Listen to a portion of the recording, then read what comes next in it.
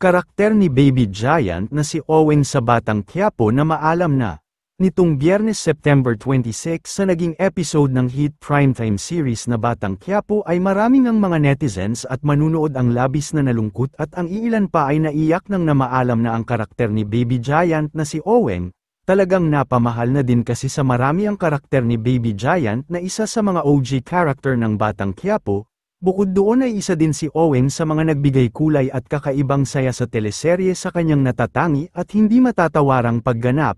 Samantala, hindi naman napigilan ni Baby Giant ang maging emosyonal sa huling taping nito. Mula sa official Facebook page ng Batang Quiapo ay mapapanood ang isang video ng nakakaiyak na pag-surprise ni Coco Martin at ng buong production ng naturang serye kay Baby Giant kung saan ay habang umaacting si Baby Giant sa kanyang huling eksena ay ang pagdating naman ni Coco Martin hawak ang isang cake.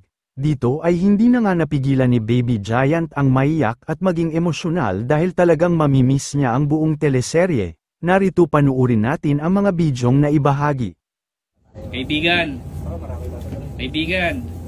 Kaibigan, isang malaking kalanganan na kasama ka namin. Ano masasabi mo? 25 vision. Ano nararamdaman mo? Nice working video. Ha? Nice working video. Nice working video.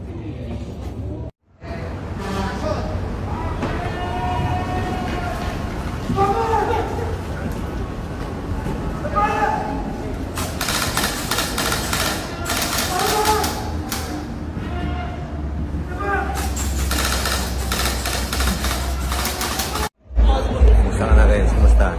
Ayan na, ay sa attorney. No, okay ba sa'yo? Nandito na tayo sa ABS-CBN mo, di ba? Oo.